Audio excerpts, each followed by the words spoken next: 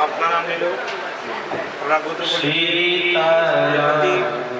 तो हम पति का नाम ले लीजिए। मम आत्मना है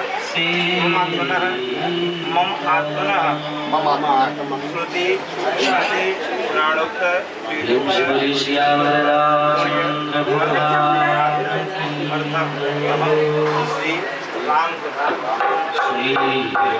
मंदिर प्रतिष्ठित देवी देवानाम अनुसारेण यथा सामग्री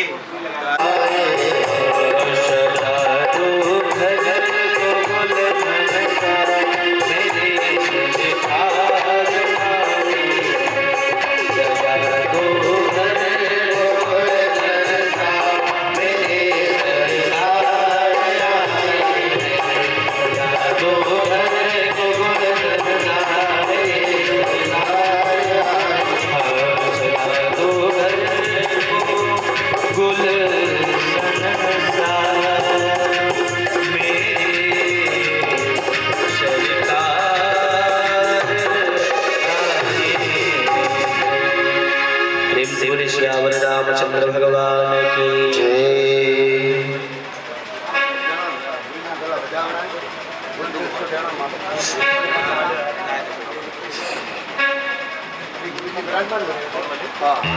श्री गुरु चरण सरोज रजा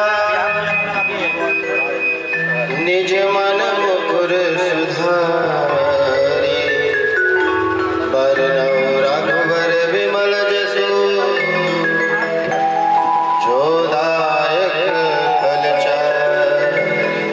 बुद्धिहीन तनु जानिके सुमिरो पवन कुमार बल बुद्धि विद्या हरहु करे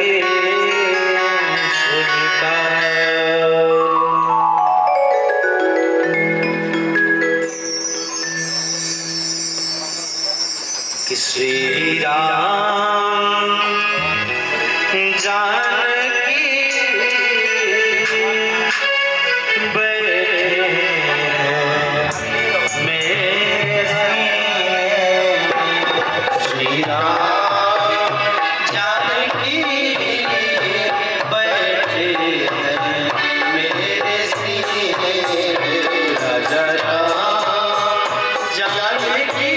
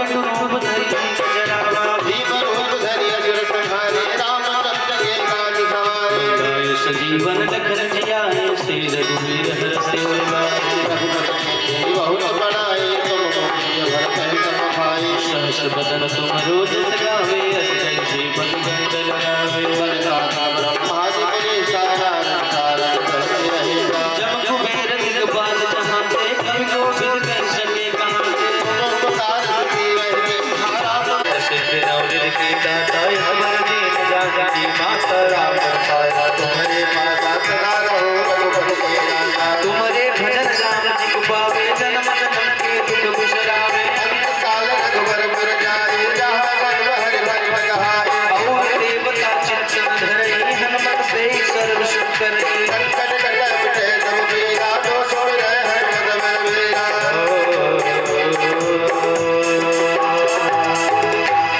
जय जय जय हनुमान गोसाई कृपा करो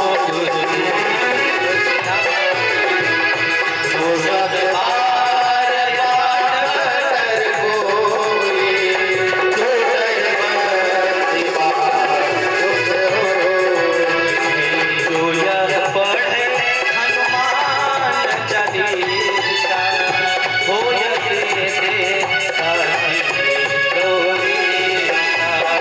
तुलसीदास सदा हरिचेरा की जयनाथ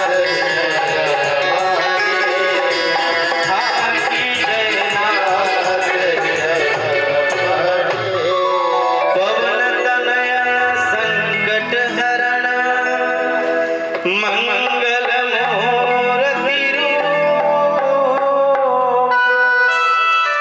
राम लखन सीता सहित हृदय बसहो सूर्य श्री रामचंद्र भगवान की जय अनंत बलवंत हनुमंत लाल की जय। आज के मुख्य यजमान श्री जशाराम जी सपत्नी व्यासपीठ का पूजन कर रहे हैं। गणेश इत्यादि पंचांग पूजन के उपरांत व्यासपीठ का पूजन, व्यास जी का पूजन, फिर सरस्वती जी का पूजन, तत्पश्चात ब्राह्मण बंधुओं का पूजन। हरि ओम नारायणं नमस्कृत्यं नरं चैव नरोत्तमं देवी सरस्वतीं व्यासं ततो जयमुदीरयेत्।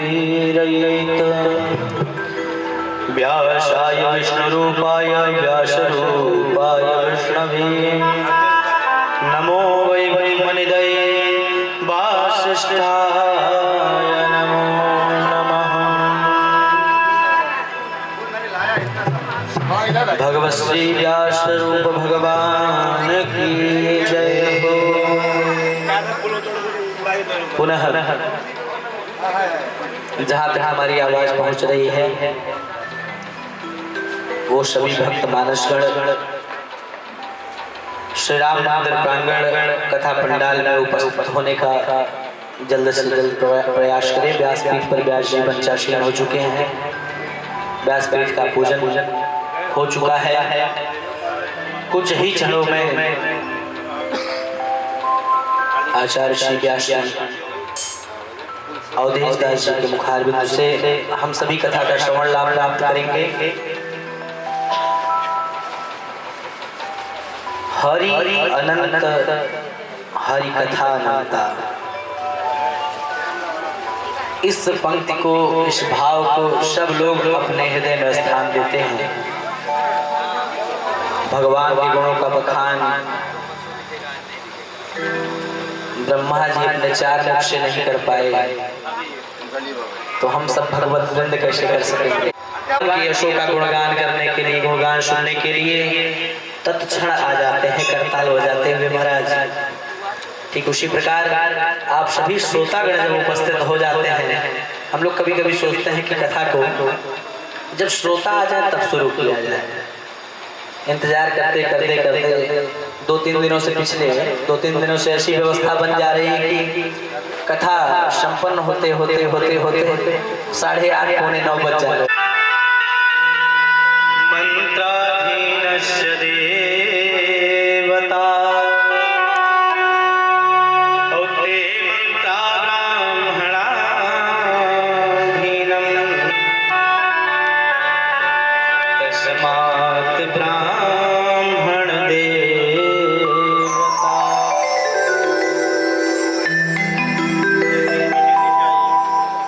आज के पूजन के उपक्रम में संपूर्ण पूजन की व्यवस्थाओं को संपन्न करने के उपरांत श्री आरती का गायन किया जाएगा।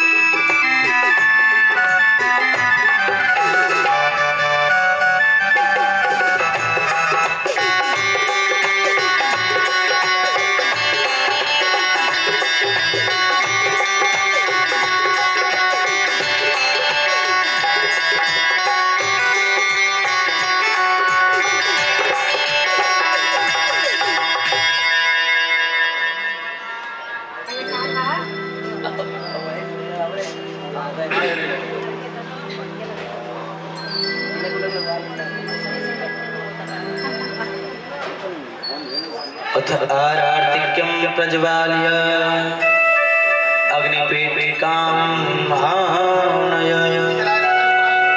अत्रैव अस्ति अग्निपेटिका।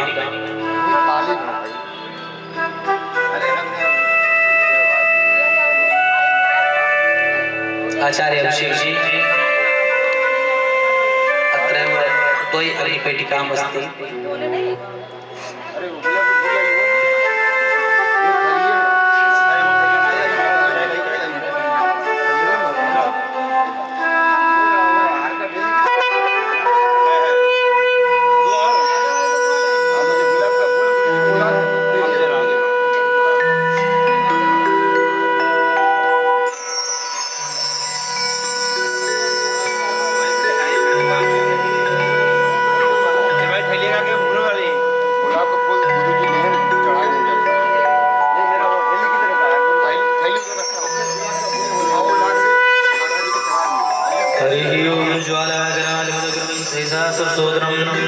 त्रिशूलं पादौर्भेते भद्रकाली नमोस्तुते हरिज्वालामालिन्ये नमः। इदगुं हवि प्रजननं मे अस्तु दशवीरगुं सर्वगणगण स्वस्थये आत्मशने प्रजाशने पशुशने लोकशन्यभयशने अग्निः प्रजां बहुलां मे करोतु वन्नं पयोरेतु अश्वासु दत्त मुदितमनयाजति गाओ मोरे मनवा मुदित मनयाजति गाओ मोरे मनवा मुदित मनयाजति गाओ मोरे मनवा मुदित मनयाजति गाओ मोरे मनवा गाओ मोरे मनवा सुनाओ मोरे मनवा गाओ मोरे मनवा गाओ मोरे मनवा गाओ मोरे मनवा सुनाओ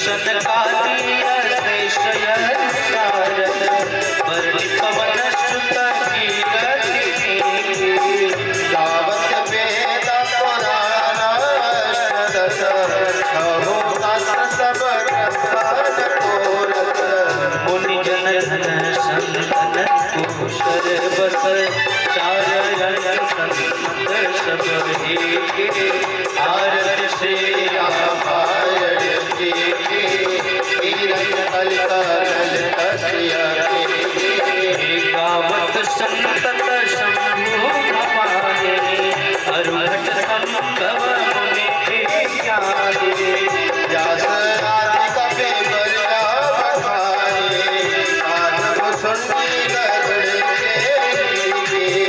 कलिमल हरनी विषय रस फीकी सुभग शिकारय मोहि युगति कलन रोग भव भूरि अभी कात तप बुद्धि तुलसी मुदित मन आरती गौरी मनवा मुदित मन आरती गौरी मनवा मुदित मन आरती गौरी मनवा गौरी मनवा सुनाओ मोरि मनवा गौरी मनवा सुना मोर मनवा गौरी मनवा बजाओ मोरि मनवा गौरी मनवा बजा मोर मनवा मुदित मन आरती गौरी मनवा मुदित मन आरती गौरी मनवा कर्पूर गौरम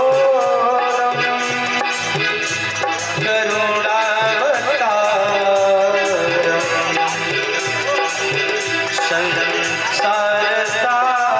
संसारसारम भुजगेन्द्रहारम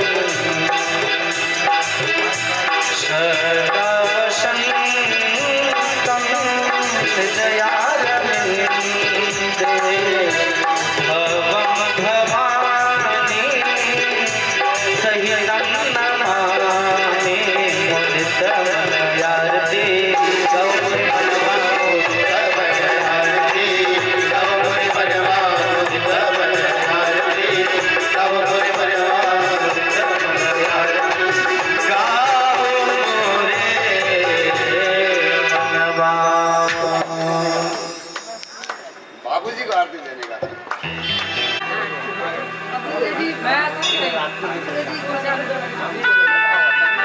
ओम चेतलस्थानि प्रचलन्तस्रिका हस्तानि खङ्गडरेखां सहस्रयोजने धर्वानतनमसि शीतले त्वं जगन्माता शीतले त्वं जगत्पिता शीतले त्वं जगद्धात्री शीतलाय नमो नमः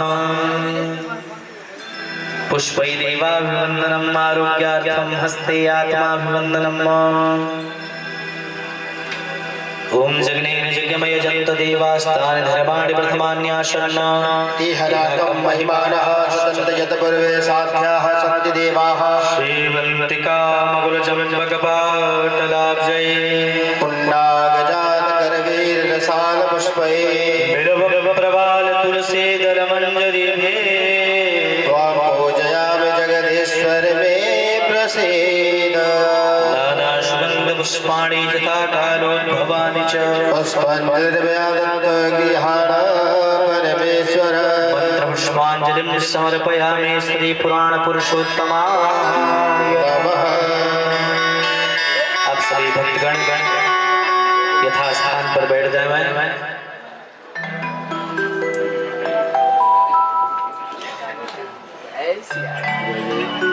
श्री भगवान हंस दिए और जैसे ही भगवान मुंह खोल के हंसे संपूर्ण ब्रह्मांड भगवान के मुख में दर्शित होने लगा। अगणित रवि शशि चतुरानन अगणित रवि शशि चतुरानन बहुगिर चरित सिंधु महिकानन बहुगिर चरित सिंधु महिकानन काल कर्म गुण ज्ञान सुभाऊ काल कर्म गुण ज्ञान सुभाऊ सो देखा जो सुना न काऊ सो देखा जो सुना रखाओ देखी माया सब विधिकारी देखी माया सब बिगाड़ी अति सभी के जोरे कर ठाड़ी अति सभी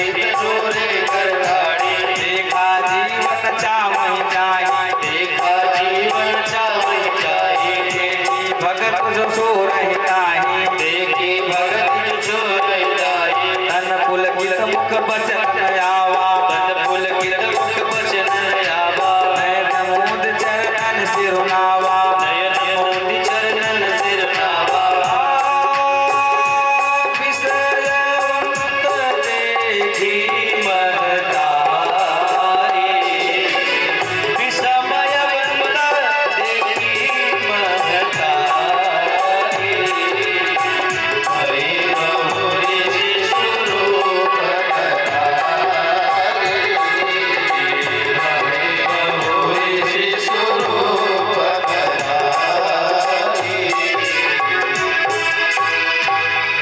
भगवान जैसे ही मुस्कुराए, भगवान के मुख में संपूर्ण ब्रह्मांड दिखाई देने लगा। अगणित रवि शिव चतुरानन, एक एक चंद्रमा, एक एक शिव जी नहीं, अभी अगणित रवि शिव चतुरानन, अनेकों की संख्या में बहुवीर, पता नहीं कौन कौन से पहाड़, ऐसे ऐसे दृश्य माता जी भगवान के मुख में ही दर्शन की जो सुनी नहीं थी न देखी थी। और हम लोग कितना सुनेंगे देखेंगे, ब्रह्मांड तो बहुत बड़ा है, क्या सुन सकते हैं क्या? अभी तो हम लोगों को पूरे देश का नाम भी मालूम नहीं है, कितनी नदियां हैं, लेकिन सब भगवान के मुख में दिखाई दी। और यह भी देखिए कि माया, जो माया हम लोगों को इतना नचा रही है, वो प्रभु के सामने हाथ जोड़ के डरी डरी कांपती हुई खड़ी है। और ये भी देख रही हैं कि जीव माया के चक्कर में कैसे नाच रहा है, और ये भी देख रहे हैं कि माया के चक्कर में पड़ा जीव कैसे नाचता है, और उससे उद्धार पाने के लिए भक्ति करके कैसे छूट जा रहा है। तो भक्ति का भी प्रभाव और माया का प्रभाव सब भगवान के मुख में ही दर्शित हुआ। माता जी का तो रोमांच हो गया और अपना नेत्र बंद कर ली, घबराहट में व्याकुल होकर कि कहीं क्या हो, मैंने क्या दृश्य देख रही हूँ। और जब भगवान देखे कि मेरी मैया बड़ा विस्मित हो रही है, तो तुरंत जो है अपना सारा ये प्रभाव जो है तिरोहित कर लिए। माता जी स्तुति करने लगी, पैर पकड़ ली। भगवान तुरंत जो उनका हाथ पकड़ के बोले, मैया आपको जो है आज से मेरी माया नहीं व्यापेगी, अब जननी कबहू व्यापे प्रभु माया, अब आपकी माया मुझे कम नहीं कभी न व्यापे, ऐसा माता जी ने भगवान से प्रार्थना किया। भगवान कहते हैं एवं अस्तु, आप जो है भूल गई थी, इसलिए मैंने ऐसा आपको दर्शन कराया। बाल चरित हरि बहुविध कीना, अति आनंद दासन कह दीना। अब जो है भगवान के मुंडन संस्कार का समय आया। भगवान का समय पे मुंडन संस्कार हुआ, और मुंडन संस्कार होने के बाद जो है फिर इसके बाद का जो संस्कार होता है वो पढ़ने का संस्कार होता है। यज्ञोपवीत करा के तब बालकों को गुरुकुल में भेजा जाता है विद्या अध्ययन के लिए।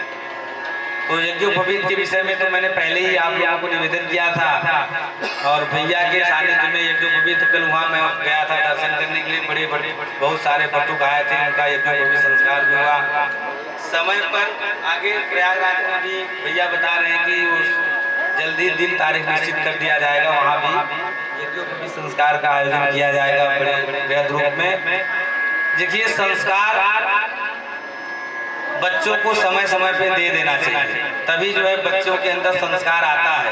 और हम लोग करते क्या, संस्कार समय पे देते नहीं, इसलिए बच्चे संस्कार विहीन होते जा रहे हैं। तो समय पे चूड़ाकरण, नामकरण, विद्याध्ययन, यज्ञोपवीत, विवाह संस्कार सब समय पे हो जाए तब ठीक है। तो भय कुमार जब ही सब भ्राता, भय कुमार जब ही सब भ्राता, दीन जने गुरु गुरु की कुमार, दीन जने गुरु की कुमार, गुरु गृह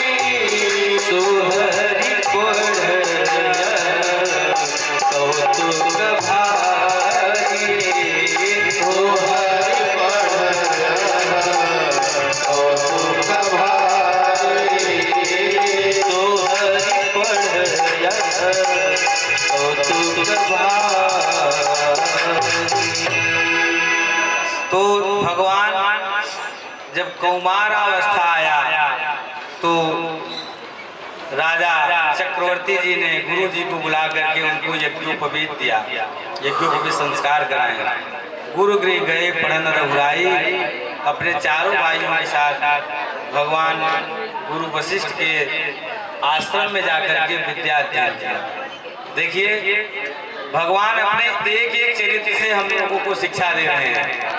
हम वर्तमान समय में हम लोग का कोई बड़ा आदमी होता है, कोई बड़ा धनाढ्य व्यक्ति होता है तो अपने बच्चों को पढ़ने के लिए होम ट्यूशन लगाता है, आकर के गुरुजी घर पे ही पढ़ाते हैं। लेकिन भगवान चक्रवर्ती सम्राट से भी बड़ा आदमी कौन हो सकता है? लेकिन गुरु चक्रवर्ती सम्राट चाहते तो राम जी को पढ़ाने के लिए, अपने बच्चों को पढ़ाने के लिए गुरु जी को ही अपने महल में बुला लेते। अब यद्यपि गुरु जी कहते कि भैया आपके बच्चों को मैं पढ़ाऊंगा तो मेरे गुरुकुल में और सारे बच्चे हैं तो उनका कैसे पढ़ाई होगा, अध्ययन होगा। तो चक्रवर्ती सम्राट इतना भी सामर्थ्यवान थे कि राजमहल के किसी एक वाटिका में बढ़िया एक गुरुकुल बनवा देते और उसमें उनके सामने ही आकर के बच्चे लोग पढ़ते, राजा दशरथ के सामने। लेकिन ये परिपाटी पढ़ने की नहीं है, परिपाटी है कि बालक गुरुकुल में जाकर के अध्ययन करे और चाहे वहाँ गुरुकुल में पढ़ाते समय वहाँ पर विद्यार्थी चाहे वो राजा के घर का हो चाहे रंक के घर का हो, सबको भिक्षा मांगना पड़ता था, सबको लकड़ी काटना पड़ता था, सबको झाड़ू बुहारी करना पड़ता था, सबको गुरु जी का वस्त्र धोना पड़ता था।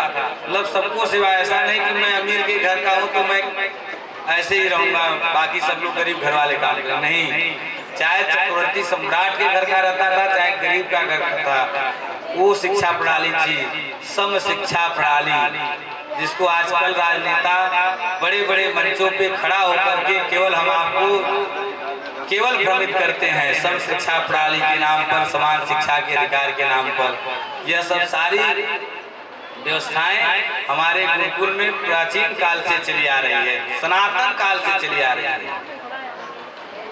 और भगवान का यज्ञोपवीत संस्कार हुआ, सब लोग चारों भाई गुरुकुल गए, गुरु वशिष्ठ जी उनको जो है पढ़ाते हैं। कह रहे हैं कि गुरु गृह गए पढ़न रघुराई, अल्पकाल विद्या सब आई। अल्पकाल में ही भगवान को सारी विद्या आ गई। मतलब भगवान को विद्या पढ़ना नहीं पड़ा। देखिए विद्या जो होता है, जब योग्य व्यक्ति होता है तो विद्या उसको खुद प्राण कर लेती है। विद्या खुद चाहती है कि मैं किसी योग्य के हाथ लग जाऊं। तो जब योग्यता व्यक्ति के अंदर आता है, और योग्यता कब आता है? जब गुरु की सेवा की जाती है। आप गुरु जी के आश्रम में जाकर के, पहले शिक्षा ऐसे ही होता था, चेला जो है गुरु जी के आश्रम में जाता था, गुरु जी का सेवा करता था, गुरु जी के आश्रम की देख रेख करता था, लकड़ी काटे, जो आज्ञा दे करे। और ऐसा नहीं कि जाके पहुंच के बोले कि हमको पढ़ाना शुरू करो, बोलता नहीं था, सब सेवा कार्य करता था। गुरु जी को जब मन में आता था, प्रसन्न होते थे, तब गुरु जी उस चेला को कुछ शिक्षा दे देते थे। तो गुरु जी की प्रसन्नता पे जब शिक्षा मिलता है तब वह शिक्षा सद्य फल देता है। और गुरु जी को फीस के फल से आप शिक्षा लेंगे, मैं तो आपको 1000 रुपये महीने का फीस देता हूँ, आपको 3 घंटा पढ़ाना ही पड़ेगा, तो इसी हिसाब से आपको शिक्षा भी प्राप्त होगा और उस शिक्षा का परिणाम भी उसा ही रहेगा। तो यहाँ पे सारी विद्याएं, भगवान तो सर्वसमर्थ है, सर्व योग्य है, तो सारी विद्याएं भगवान को अल्पकाल में ही, अल्पकाल विद्या सब आई। बड़े जल्दी ही सारी विद्याएं आकर के भगवान को वर्ण कर ली। जागी सहज श्वास सुखचारी, ये चारों वेद जो हैं, जैसे भगवान सनातन है वैसे ये चारों वेद भी सनातन है। जैसे हमारे इतिहासकार क्या बताते कि वेद 20 वर्ष पूर्व का है, उनका मूर्खता है, उनकी उतनी बुद्धि उतनी दूर तक गई ही है सोचने के लिए। वास्तविकता ये है कि ये संपूर्ण सनातन, ये वेद जो है वो भी सनातन है और भगवान भी सनातन है। और उसका प्रमाण यही मिलता है कि जागी सहज श्वास शुद्धचारी। जो भगवान का श्वास ही चारों वेद है, वो भगवान पढ़ रहे हैं, ये तो बड़ी आश्चर्य की बात है। अरे जिनके श्वास प्रश्वास से चारों वेद प्रस्फुटित हो रहा है, अब भगवान को हम लोग सनातन मानते, भगवान सनातन है, आपको विश्वास है कि नहीं? भगवान सनातन है, कितने लोग को विश्वास है? हाथ उठाएं। भगवान सनातन है, उनमें वो कभी जन्म नहीं लेते हैं न कभी मरते हैं। और जैसे भगवान सनातन है वैसे ही चारों वेद सनातन है। और सिद्ध यहाँ पे कर रहे हैं कि जागी सहज श्वास। अब आपसे कहा जाए कि आप सांस कब से ले रहे हो, तो आप क्या बताओगे? आप श्वास तब से ले रहे हो जब से आप हो। तो भगवान जब भगवान श्वास कब से ले रहे हैं? जब से भगवान है। तो ऐसे सिद्ध होता है कि जब से भगवान है तब से भगवान का श्वास है, और श्वास ही जब भगवान का चारों वेद है, चारों वेद भी सनातन है। वे कभी 5000 वर्ष पहले 10,000 वर्ष पहले का कोई निर्माण नहीं है, वो भी सनातन है। हम लोगों को तो बहुत गलत बातें पढ़ाया गया है, उसी को आज भी हम लोग पढ़ रहे हैं। और भगवान कृपा करें, सबको सद्बुद्धि दें, ये सब बातें जो है उल्टा सीधा इस पाठ्यक्रम में से हम निकाला जाए और हम लोगों को वास्तविक शिक्षा दी जाए। तो भगवान पढ़ रहे हैं, जिनका श्वास ही चारों वेद है, वो भगवान पढ़े, एक बड़ी आश्चर्य की बात है। इसके बाद भगवान की पढ़ाई सीख गई, पूर्ण हो गई, भगवान अपने घर पे आ गया। और घर पे आए तो विद्या का क्या फल होता है? संस्कार। जो विद्या गुरुकुल में दिया जाएगा तो वहाँ संस्कार भी दिया जाता है। तो उस संस्कार का फल यही है कि प्रातः काल उठ के रघुनाथा, माता पिता गुरु नाम महिमाता। प्रातः काल उठ के रघुनाथा, माता पिता गुरु नाम महिमाता। आयस मानी करहि गुरु काजा, आयस मानी करहि गुरु काजा। देखि चरित हर्षि मन राजा, देखि चरित हर्षि मन राजा, देखि चरित हर्षि मन राजा, देखि चरित हर्षि मन राजा। भगवान जब विद्या अध्ययन करके आते हैं तो अनुज सखा संग भोजन करहि। भगवान को यही शिक्षा दिया गया गुरु वशिष्ठ जी के द्वारा कि जब कुछ मिले तो अकेले नहीं खा लेना चाहिए, सबको बांट के खाना चाहिए। हम लोगों के गांव में एक कहावत कहते हैं, सब लोग बांट चोट खाए पिटवा खाए। छुप छुप के जो कोई खा लेता है उससे उसको संतुष्टि नहीं होती, तृप्ति नहीं होती। तृप्ति तो तब होती है, पेट भरना अलग बात होता है, तृप्त होना अलग बात होता है। व्यक्ति कभी कभी बहुत थोड़े सी वस्तु में तृप्त हो जाता है, ऐसा लगता है कि एकदम मन भर गया। और कभी कभी थरिया भर पूरा भोजन ठूस लेता है, लेकिन ये लगता है कि भैया और कुछ मिलता तो ठीक रहता है। तो तृप्ति अलग होता है। तृप्ति कब होगा? जब बांट के खाएंगे। तो भगवान बांट के खा रहे हैं, अपने सखाओं में, अपने भाइयों में, माता पिता की आज्ञा का अनुसरण कर रहे हैं। गुरु वशिष्ठ जी के द्वारा जो पढ़ाया गया है वह वेद की बातें तो खुद तो पढ़े हैं, अपने सखाओं को उस तत्व का विवेचन करते, अपने भाइयों को सुनाते हैं कि गुरु जी इसका मतलब जो बताएं, इसका ये मतलब है, ये ऐसा इसका अर्थ होता है, इसको ऐसा अपने जीवन में धारण करना चाहिए। और प्रातः काल उठ करके भगवान अपने माता पिता गुरु बंधुओं बांधवों को प्रणाम करते हैं, और जो भी कार्य करना होता है उसके पहले अपने माता पिता से आज्ञा लेकर ही काम करते हैं।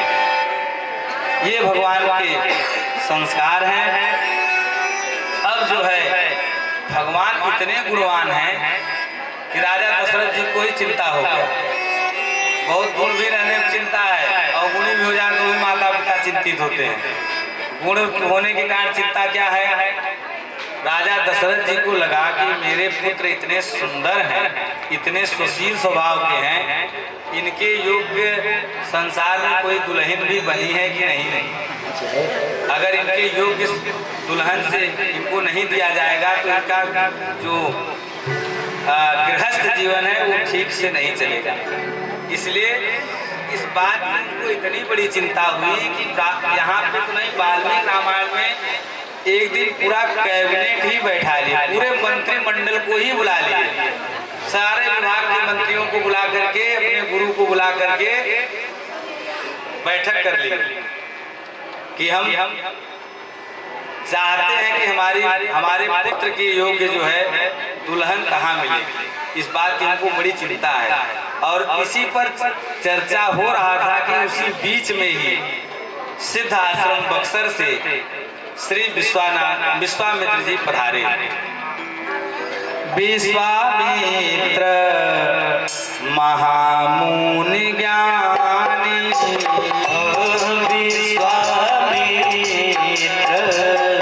महामुनि ज्ञानी, बसहि विपिन शुभ आश्रम जानी, बसहि विपिन शुभ आश्रम जानी।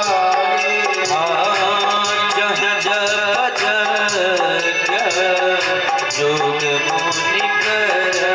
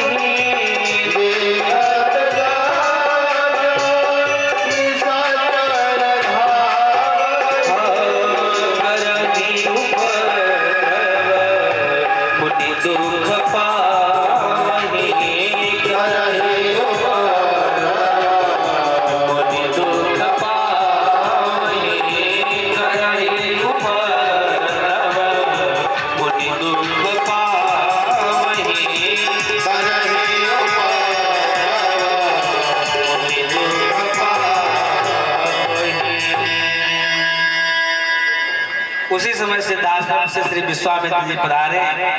अब श्री वशिष्ठ जी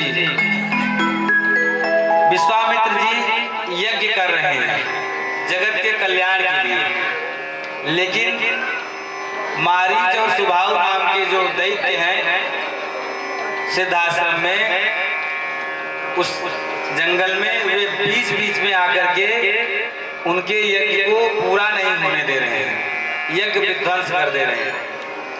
तो गुरु विश्वामित्र जी इतने सामर्थ्यवान थे कि चाहते तो उन दोनों मारीच और सुबाहु को भस्म कर देते अपने श्राप से, लेकिन यज्ञ में दीक्षित व्यक्ति को क्रोध नहीं करना चाहिए।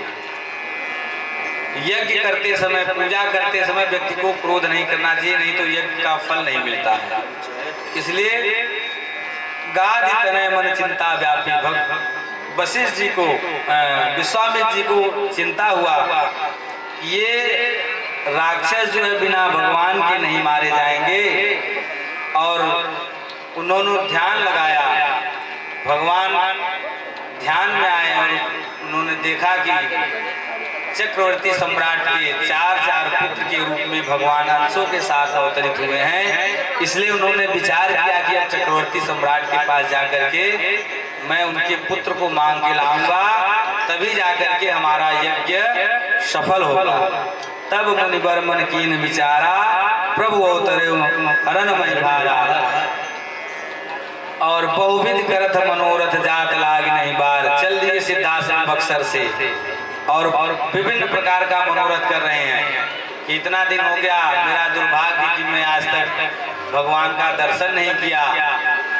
दर्शन न करने का एक ही कारण था, पूरे ब्रह्मांड के देवी देवता महात्मा आ गए, लेकिन बस विश्वामित्र क्यों नहीं आए? विश्वामित्र इसलिए नहीं आए कि विश्वामित्र को ये पता था कि ये गुरु वशिष्ठ के जजमान हैं और गुरु जी से उनका थोड़ा कट्टी था।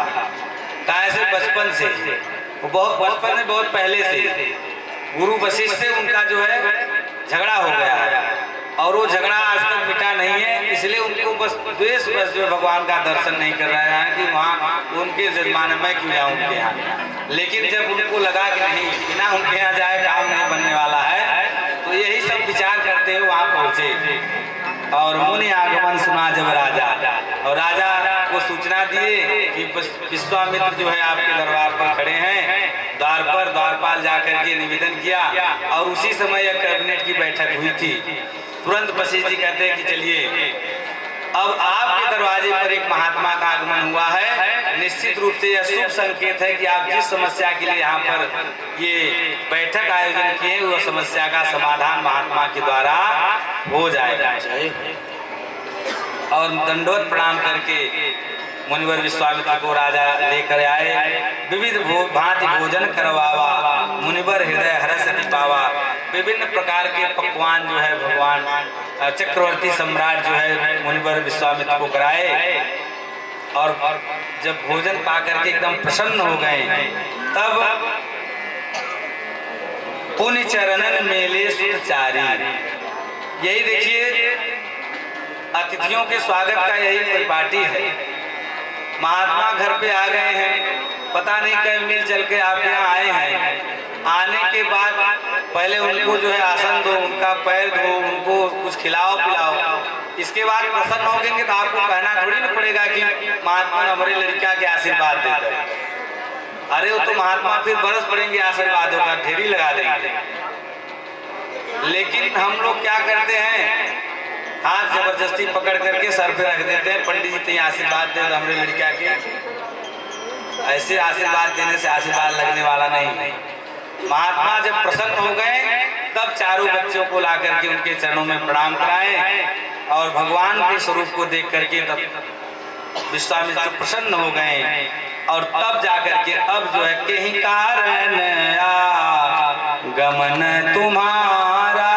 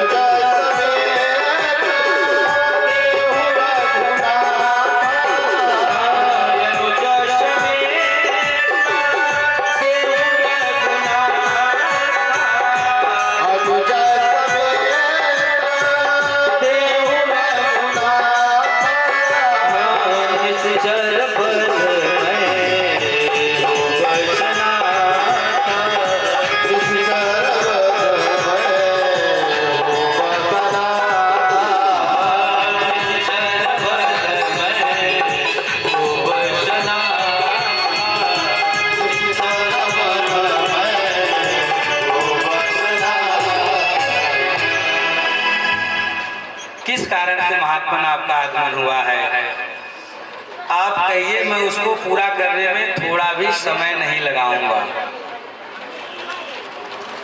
तब जो है बस विश्वामित्र जी निवेदन करते हैं कि असुर समूह सतावै मोहि। हे राजा, मैं यज्ञ कर रहा हूँ जगत कल्याण के लिए, लेकिन असुर जो है हमारे यज्ञ को विध्वंस कर दे रहे हैं, बीच में खंडित कर दे रहे हैं। इसलिए मैं राम के लक्ष्मण के साथ राम जी को मांगने के लिए आपके पास आया हूँ।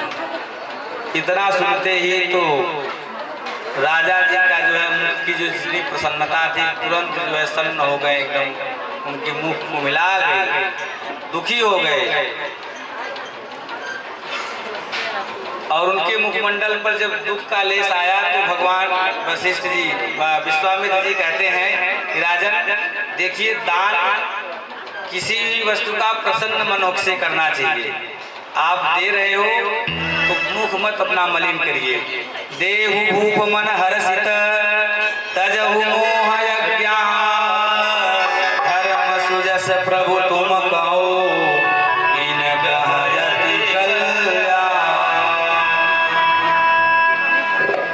आप जो है दान दे रहे हो, और दान मलिन मुख से नहीं प्रसन्न मुख से दिया जाता है। हम लोग भी कभी कभी दान देते हैं, बड़े मतलब ये असमंजस में पड़ जाते हैं, होता नहीं अब देना ही पड़ेगा। जैसे हम लोग तो उससे बड़े वाकिफ हैं, पावती लेकर के पहुंच गए, अब सोचने लगे पंडित जी आ गए हैं, अब देना पड़ेगा कुछ जो है।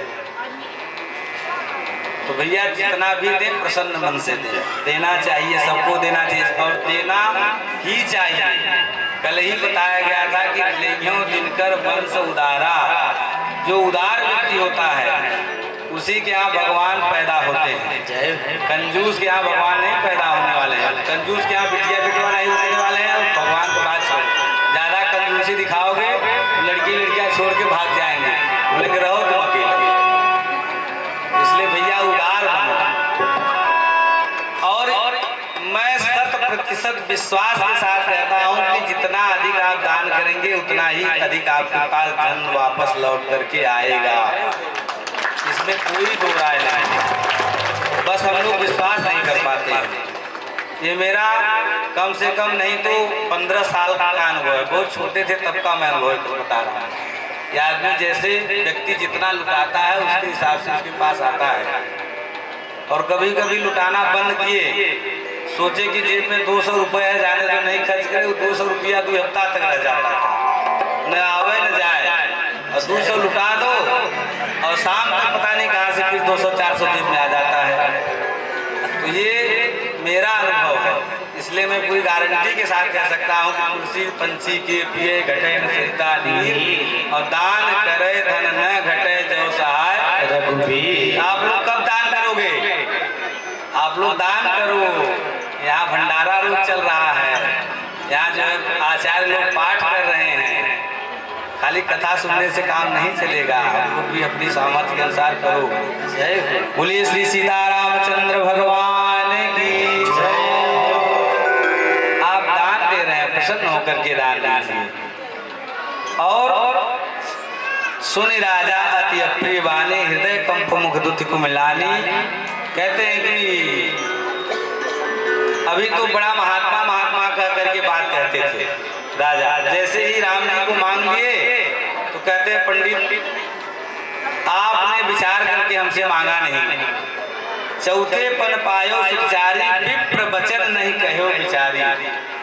अब सारी महात्मा सब भूल गए कि कौन आए हैं कौन नहीं, सीधे कह रहे हैं कि पंडित आपने जो हमसे मांगा है बढ़िया विचार करके नहीं मांगा है।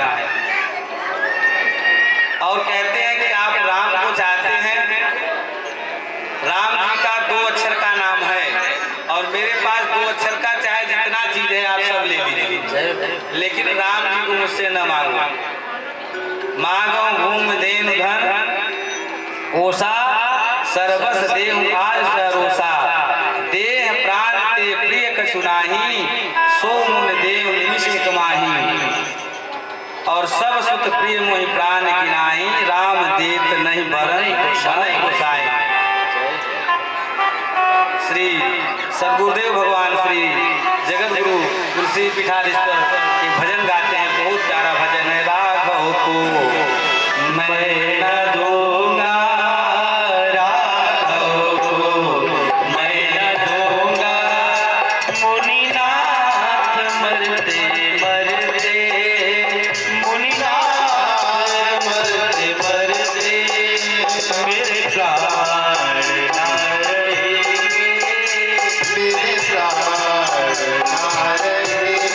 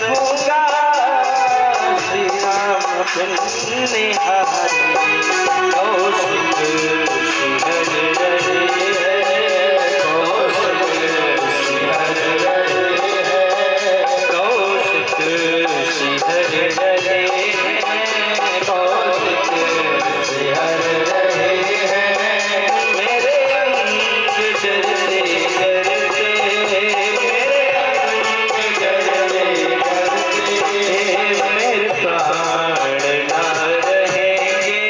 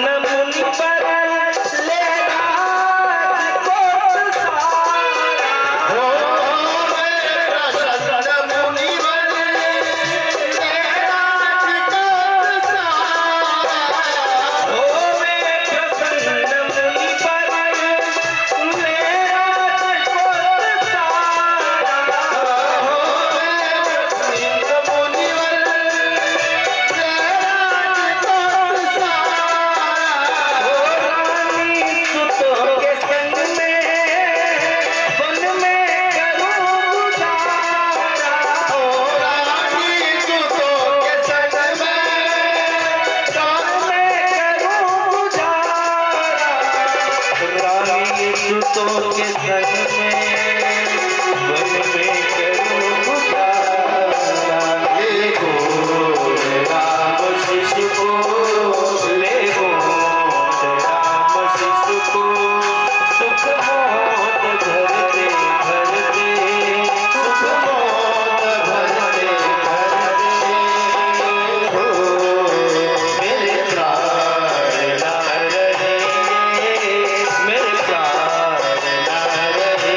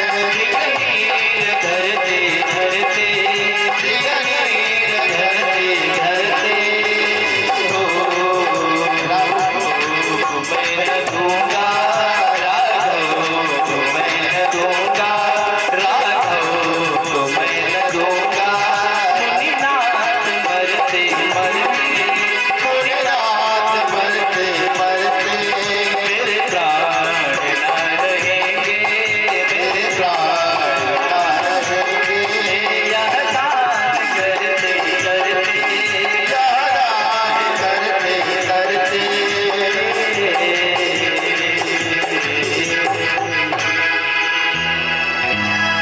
बोलिए श्री सीता रामचंद्र भगवान की जय हो। राघव को मैं न दूंगा, मुनिनाथ मरते मरते, मुनिनाथ मरते मरते। भला कौन ऐसा भागा होगा कि वो भगवान को, अपने भगवान को किसी को देना चाहेगा। मानव भूमि धेनु धन कोसा, राम जी का 2 अक्षर से नाम है। 2 अक्षर का जितना वस्तु मेरे पास है सब आप ले लो। क्या क्या? भूमि, आप कहें तो मैं भूमि दे दूं, धेनु दे दूं, गैया, धन अर्थात अथवा पूरा धन कौन कहे, पूरा खजाना, कोष ही ले लीजिए। कोष माने खजाना। और ये सब देने के लिए मैं सहर्ष स्वीकार हूँ, ऐसा नहीं कि मैं दुखी होकर के दूंगा। सर्वस देव आज सहरोसा, बड़े हर्ष के साथ आपको दूंगा। देह प्राण के, और इतना ही नहीं, अभी मैंने कहा ना कि प्राण से प्रिय कुछ भी वस्तु नहीं होता है, लेकिन वो कह रहे हैं दशरथ जी की देह प्राण ते प्रिय के सुनाही। और 100 मुन देव निमिष एक माही, यह प्राण भी आपको मैं 1 मिनट में दे सकता हूँ, 1 निमिष में दे सकता हूँ, पलक गिरते दे सकता हूँ। सब सुत प्रेम मोहि प्राण गिनाई, राम देत नहीं बने गुसाई। कहाँ इतने भयंकर राक्षस, कहाँ मेरे छोटे से राम, अभी तो बालक हैं, बहुत छोटे हैं। वाल्मीकि रामायण में श्लोक आता है, पूर्ण 16 वर्ष रामो राजीव लोचन। राम जी अभी जो है पूरे 16 वर्ष के भी नहीं हुए हैं, और राजीव लोचन, राजीव लोचन का मतलब कहने का यहाँ महात्माओं ने भाव दिया है कि भगवान का नेत्र कमल के समान है, और कमल दिन में खिलता है, और जैसे ही रात्रि होने को प्रारंभ होता है कमल बंद हो जाता है, कमल कोश बंद हो जाता है। तो भगवान और राक्षस लोग रात्रि में आएंगे, भगवान का नेत्र कमल है, सूर्य जैसे ही अस्त होगा भगवान सो जाएंगे, तो आप लेके भी जाके क्या करेंगे, आपका काम भी नहीं बनेगा, सोए पे क्या करेंगे। अब विश्वामित्र जी को लगा कि उनका पुत्र है और मैं क्रोध भी नहीं कर सकता, तो कैसे मेरा काम बने। तो गुरु वशिष्ठ, जिन वशिष्ठ से उनकी बड़ी शत्रुता थी, अब उन्हीं के तरफ आतर नेत्र से इशारों में देखने लगे कि बाबा अब मेरा आप ही काम बना सकते हैं, आप ही अपने यजमान को समझाएं। और राजा दशरथ के संपूर्ण व्यवहार से वशिष्ठ विश्वामित्र को थोड़ा भी रोष नहीं हो रहा है। सुन निपगिरा प्रेम रसानी, हृदय हरस नामुन ज्ञानी। उनको बड़ा हर्ष हो रहा है कि राजा कितना प्रेम भगवान से करते हैं। और इशारों में महात्माओं का, जब दोनों महात्माओं का बात हो गया, तब महात्मा बोले कि इतना प्रेम से काहे बात कर रहे हो। वशिष्ठ जी बोले कि थोड़ा सा गुस्सा ऊपर से दिखाओ, भले अंदर से प्रेम है तो क्या हुआ। और तब जो है श्री विश्वामित्र जी बोले कि राजन, जैसे मैं अपने आश्रम से आया हूँ वैसे ही मैं लौट जाऊंगा, और मैं आपको श्राप भी नहीं दूंगा, लेकिन बस आप सोच लो फिर आपका क्या होगा। आपको कलंक लगेगा कि सूर्य वंश में एक ऐसा राजा हुआ जो ब्राह्मण को वचन दे करके देने से मुकर गया, देने से इनकार कर दिया, मना कर दिया। और फिर तब वशिष्ठ जी राजा को थोड़ा सा एकांत में बुला करके कहते हैं, तब वशिष्ठ बहुविध समझावा, नृप संदेह नाश कह पावा। और वशिष्ठ राजन से कहते हैं कि राजन, आप अभी जिस विषय पे चिंतित थे, और आप अभी अपने बच्चों को कहीं आने जाने देते नहीं हैं। बच्चे जब रिश्तेदारी में टहलेंगे, जब जाएंगे तब तो बच्चे लोग का कुछ ब्याह हुआ कहीं संबंध बनेगा। ज़्यादातर देखा जाता है शादी ब्याह या कोई उत्सव घर में है, सारे रिश्तेदार जुटे रहते हैं, उसी में किसी की पुत्री योग्य हो गई है, किसी का बेटा योग्य हो गया है, ये होता भैया दोनों जन का समय तो हो गया, चलो संबंध बना लिया जाए। तो जब बाहर बच्चे लोग निकलेंगे तब तो समझ में आएगा, इसलिए आप अपने बच्चे को जाने दें। और आपका इसमें फायदा है, महात्मा चाहे तो सर्वसमर्थ से सब कुछ कर सकते हैं, उनको आपके बच्चे की आवश्यकता नहीं है, लेकिन इसमें आपके बच्चे का कल्याण है। कल्याण यही है कि तो जाएंगे एक, लेकिन आएंगे दो। और इतना ही नहीं, इनके ही कारण आपके चारों पुत्रों का ब्याह हो जाएगा। अब इतना सुनते तो राजा प्रसन्न हो गए, जो है अति आदर दो तनय बुलाए, बड़े आदर से अपने पुत्र को बुलाए, अपने हृदय से लगा करके कहते हैं, मेरे प्राणनाथ सतदो तुम मुनि पिता आन नहीं को। पूरा फुल पावर के साथ तब विदा किया। मुनिवर आप जो महात्मा इनके गुरु ही नहीं हैं, अभी तो आप इनके माता पिता सब कुछ हैं, यानी जरूरत नहीं है अगर कहीं इनके योग्य कन्या मिले तो आप ही सब निर्णय ले लेना, ये नहीं कि पत्र लिखें। हो सकता है पत्र लिख के हमको सूचना दो, मैं फिर पत्र लिखूं आपके पास पहुंचे सूचना, तब तक काम बीच में गड़बड़ हो जाए। तो अच्छा है कि आप ही निर्णय कर लेना, हमको खाली सूचित कर देना। इसलिए आप ही इनके माता पिता आज से हैं। सौ पे भूपरि से सुत बहुविध देहि आशीष, जननी भवन गए प्रभु चले नाय पद शीश। और उधर माताओं का क्या स्थिति है? माताओं को पता लगा कि विश्वामित्र जी आए हैं तो माताएं सोने की थाली में आरती सजा के चंदन दुर्वा अक्षर सब रेडी। और जब पिताजी की आज्ञा हुई हुआ कि माता जी से जाओ पूछ लो, अरे जाओ माता जी से आज्ञा ले लो, उनका आशीर्वाद ले लो। अब विश्वामित्र जी को लगा कि जब पिताजी की हालत यह है पुत्र के प्रति, तो माताएं तो और वात्सल्यपूर्ण होती है, वो कैसे आने देंगे, अब तो बना बनाया काम बिगड़ा।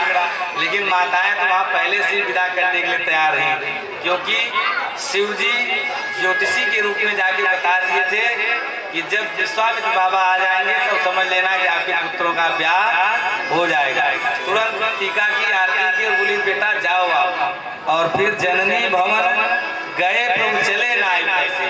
माताओं ने तो तुरंत आदेश दिया, पुरुष सिंह तो वीर हरस चले मुनि भय हरण, कृपा सिंधु मति धीर अखिल विश्व कारण टरण। लेकर के चल दिए विश्वामित्र ताटका बन, बीच में आया।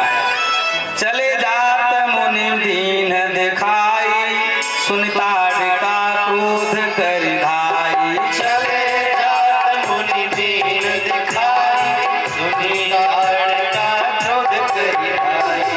एक ही बाण प्राण हर लीना, एक ही बाण प्राण हर लीना।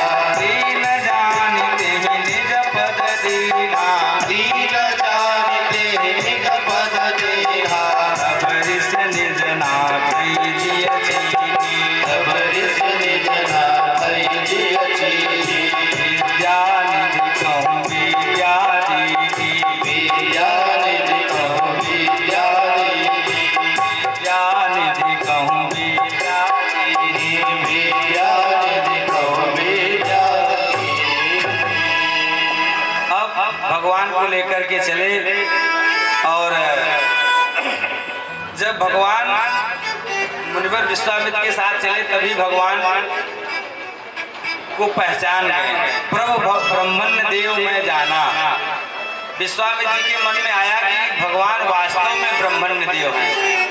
इतने प्रेम करने वाले माता पिता स्वजनों को भगवान केवल एक ब्राह्मण के लिए, एक सन्यासी के लिए अपना घर छोड़ दिए, जबकि उनको पता है कि राजमहल का सुख और जंगल का सुख में बहुत अंतर है। लेकिन भगवान ब्रह्मण्य देव होने के कारण, ब्राह्मण प्रिय होने के कारण भगवान विश्वामित्र के साथ चल दिए और रास्ते में ताड़का बनाया। रास्ते में जाते समय विश्वामित्र जी बार बार राम जी से कहते हैं कि देखो जिस वन से हम लोग चल रहे हैं, इस मार्ग से, इसी मार्ग में ताड़का नाम की राक्षसी आपको दिखेगी, आप उसको मार देना, राम आप उसको मार देना। ऐसे कई बार विश्वामित्र जी जब बोले तो राम जी सोचे कि भगवान बार बार, गुरु जी बार बार हमको मार देना कह रहे हैं, और राम जी कह रहे हैं कि गुरु जी ठीक है मैं मार दूंगा। लेकिन ताड़का कुछ दूर चले फिर यही बात कही कि जब ताड़का दिखेगी तो मार देना। अब भगवान को लगा कि गुरु जी जब इतना व्याकुल है तो हम ही ताड़का, आ तो नहीं रही, हम ही बुला लेते। धनुष का टंकार किए, धनुष का टंकार सुन के ताड़का क्रोध करके ढाई, एक ही बाण प्राण प्रभु हर लीना, प्राण हर लीना। एक ही बाण से जो है प्रभु ने उसके प्राण को हर लिया और अपने वैकुंठ धाम में भी स्थान भी दे दिया, दीन जान कर। और तब जाकर के विश्वामित्र को पूरा विश्वास हो गया कि वास्तव में भगवान है। और फिर जितना तपस्या करके उन्होंने अपनी विद्या धारण की थी, विद्या पाई थी, सारी विद्या जो है प्रभु के चरणों में समर्पित कर दिया। ऐसी विद्या दी जिसके कारण से भगवान को भूख प्यास न लगे, और चाहे जितने दिन भगवान जागते रहें, ऐसा मंत्र दिया, ऐसी विद्या दिया कि जागते रहें फिर भी उनको नींद नहीं आएगी, उनके मुख पर मलिनता नहीं आएगी। आयु सर्व समर्प गए प्रभु निज आश्रम, कंदमूल फल भोजन दीन भगत हित जान। अपने आश्रम पर लेकर आए, रात विश्राम किए भगवान, और प्रातः कहा मुनि कसन रघुराई, निर्भय यज्ञ करहु तुम जाई। कहा मुनि सन रघुराई, निर्भय यज्ञ करहु तुम जाई।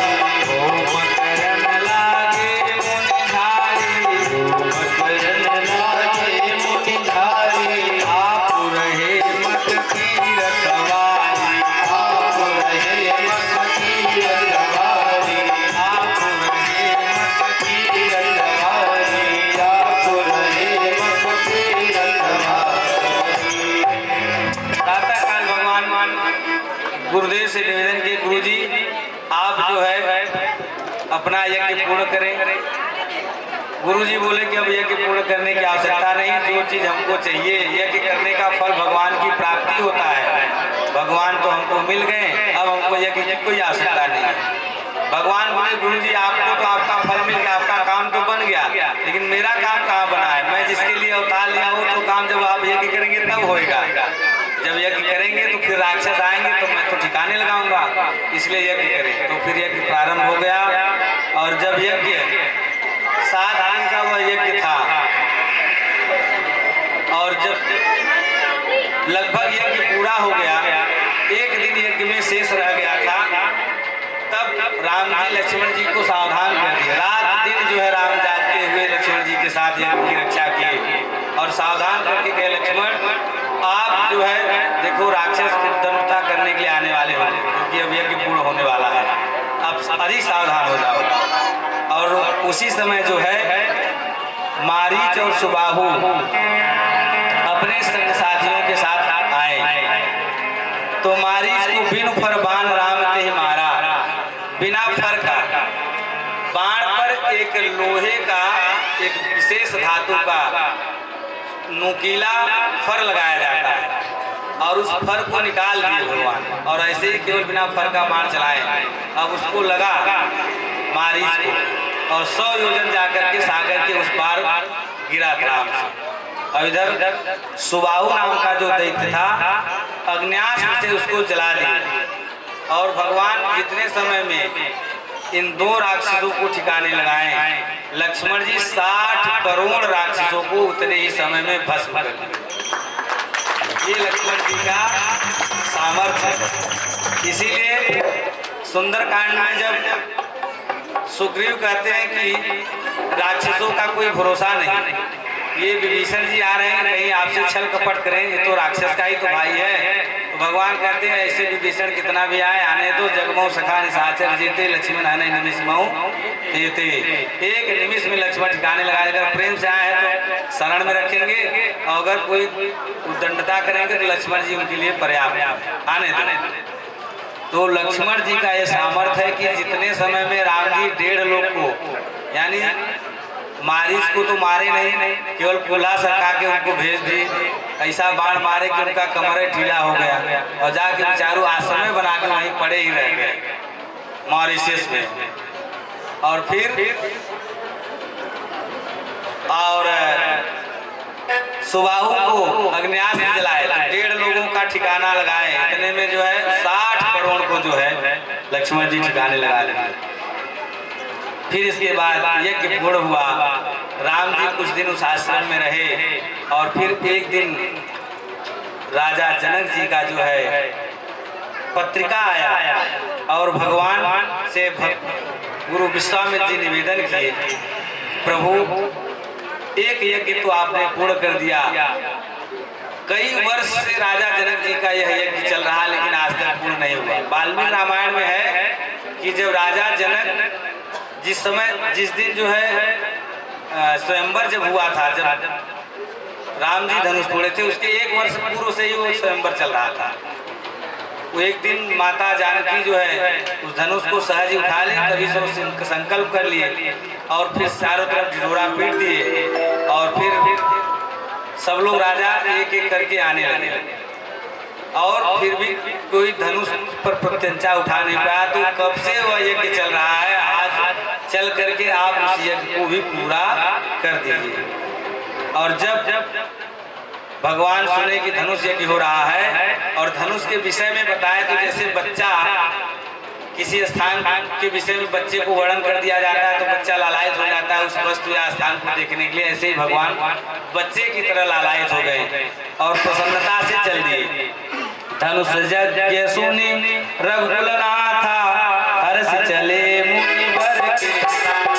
धनुष यज्ञ सुनी रघुकुल नाथा, हर्ष चले मुनिवर के साथ।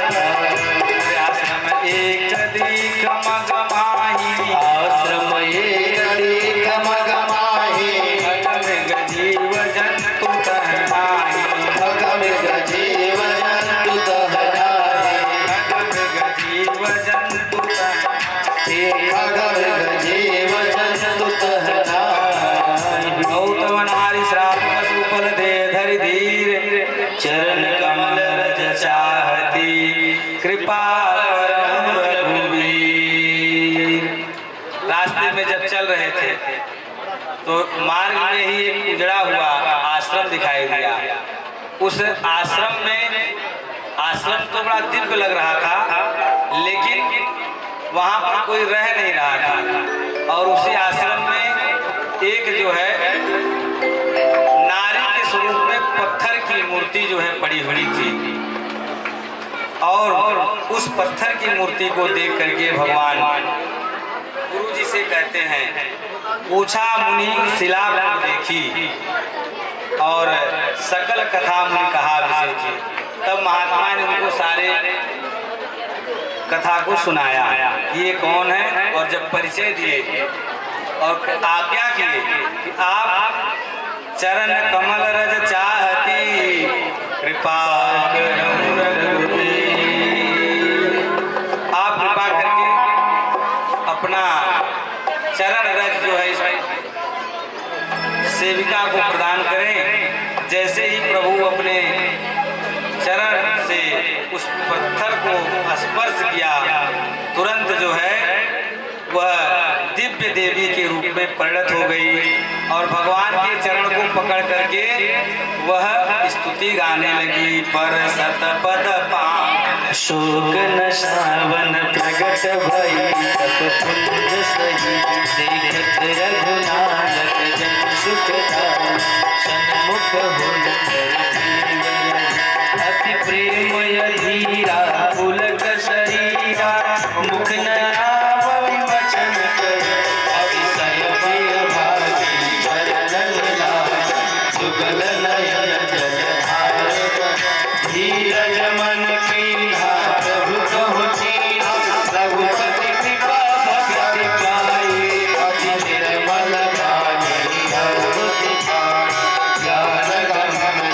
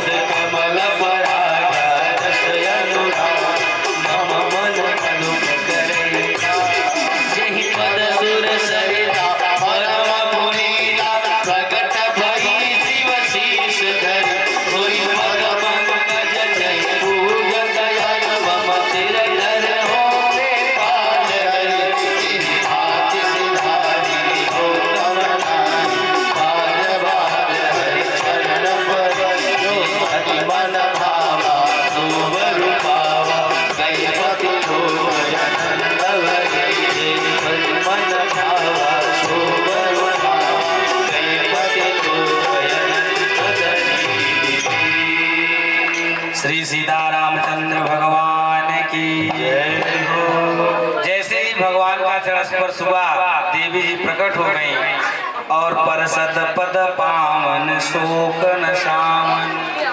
जैसे ही भगवान का स्पर्श हुआ उनका शोक दूर हो गया और प्रकट भई तो पुंज सही, और उनका तप की पुंज भूता देवी प्रकट होकर के भगवान का स्तुति करने लगी। देखकर रघुनायक जन सुखदायक सन्मुख होकर जोर लगी। उन्होंने क्या यहाँ पर देखिए एक लाइन का बहुत विशेष भाव है, लेकिन एक लाइन का भाव बताएंगे। देखकर रघुनायक जन सुखदायक सन्मुख होकर जोर लगी।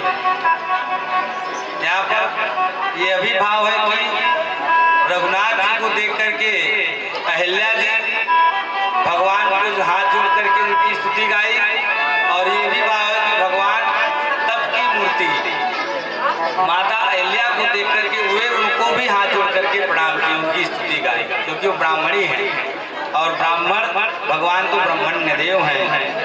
भगवान उसे कहते हैं कि हमको जो मुनि ने श्राप दिया था वो तो बड़ा अच्छा किया, उसका परिणाम हुआ कि आप हमें दर्शन दिए। और भगवान की स्तुति करते हुए वे अपने पति लोक को चली गई।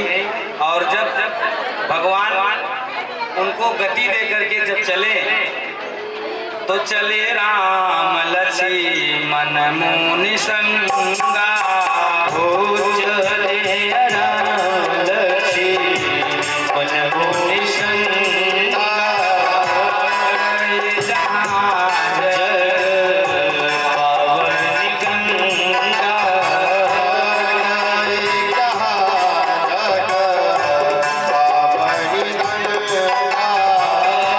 गाधी सुनो सब कथा सुनाई,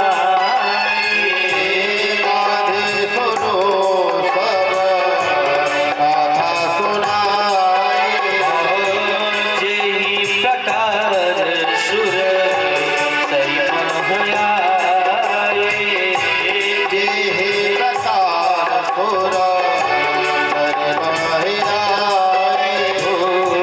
तब प्रभु ऋषि समेत नहाए,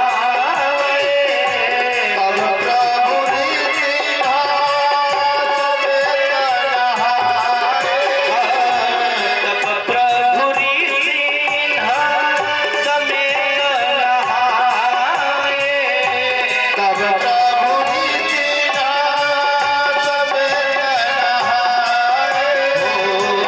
विधयतान मही जीवन पाए, विधयतान मही जीवन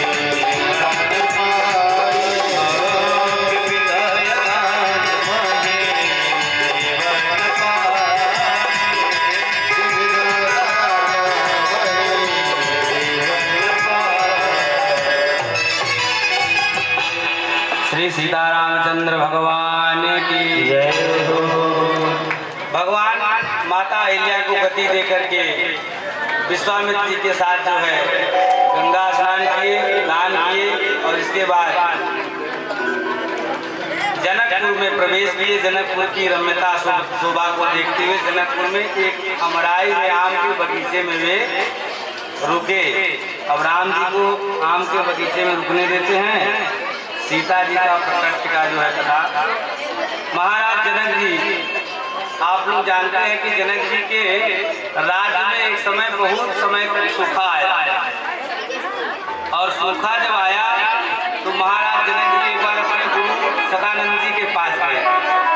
तो गुरु जी ने कहा कि सोने का हल बनवाइए, और सोने का हल बनवा करके जब रात में आप और महारानी दोनों लोग मिल करके जमीन यज्ञ के लिए भूमि कर्षण करेंगे, भूमि का शोधन करेंगे। देखिए यज्ञ जहाँ जिस भूमि पर होता है उस भूमि को पहले जोता जाता है, तो एक यज्ञ करें, और यज्ञ जब करेंगे तब आपके यहाँ वर्षा होगा। और उस यज्ञ को भूमि के शोधन के लिए किसी बैल और हल की आवश्यकता नहीं लगेगी। रानी हल को पकड़ेगी और आप स्वयं उस हल को चलाएंगे, तब जाकर के आपके राज्य में सूखा का जो है प्रभाव जो है जाएगा, तब वर्षा होगा। और गुरु आज्ञा से माता सुनैना और महाराज जनक जी जब मुहूर्त आया भूमि कर्षण का, तो रात में भूमि कर्षण स्वर्णिम हल से भूमि का कर्षण कर रहे थे कि उसी समय जैसे ही भूमि कर्षण प्रारंभ हुआ तैसे ही एक दिव्य सिंहासन जो है प्रकट हुआ, और उसी दिव्य सिंहासन पर देखते ही देखते एक छोटी सी लली जो है प्रकट हो गई। भाई प्रकट कुमारी प्रकट सिया सुख दैया। भाई प्रकट कुमारी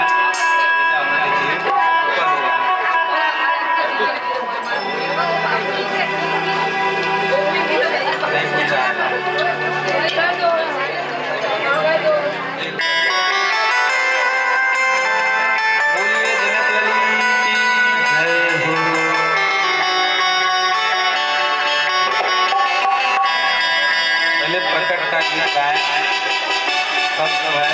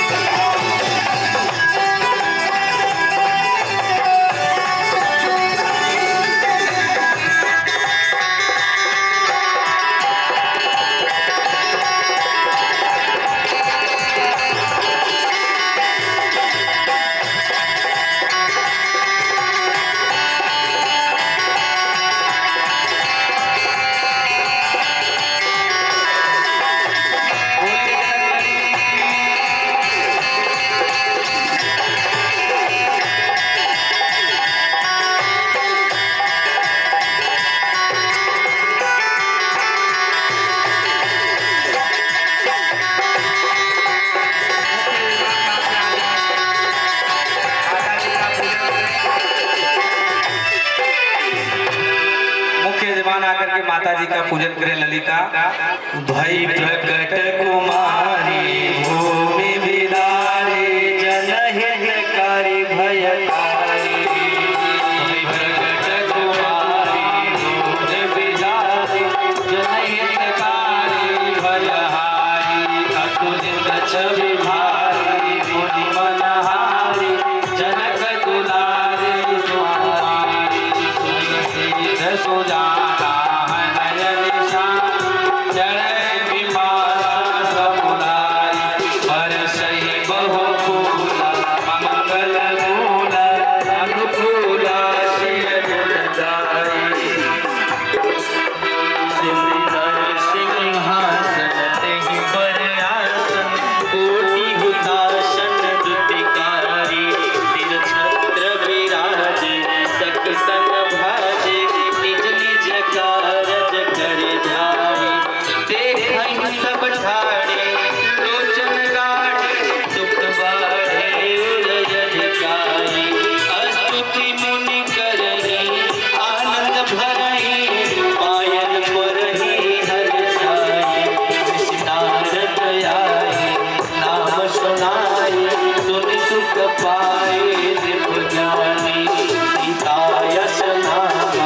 पूरन नामा सब सुख धामा।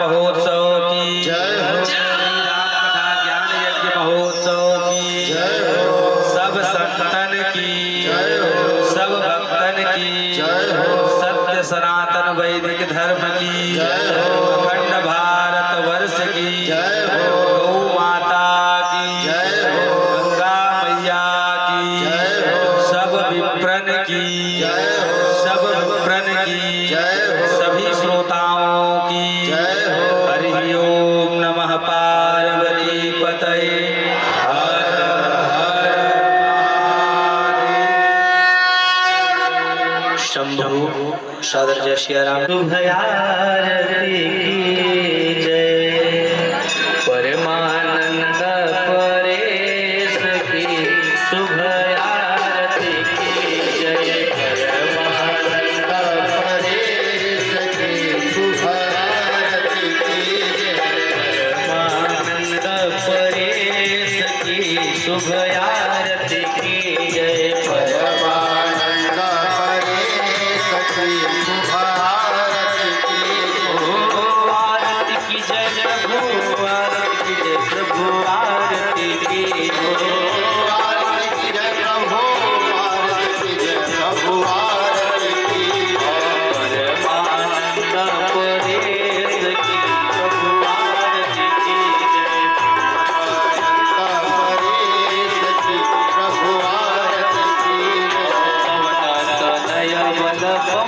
समाना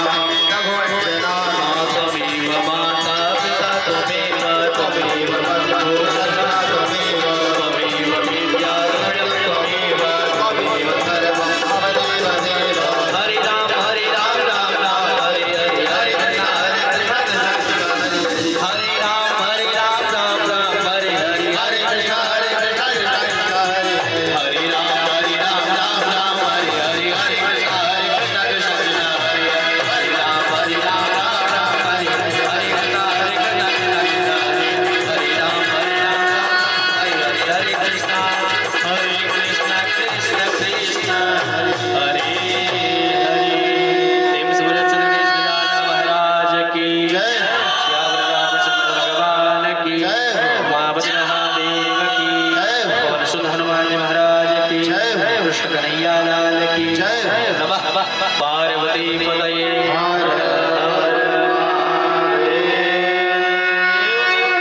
शंभु सर जय श्री राम।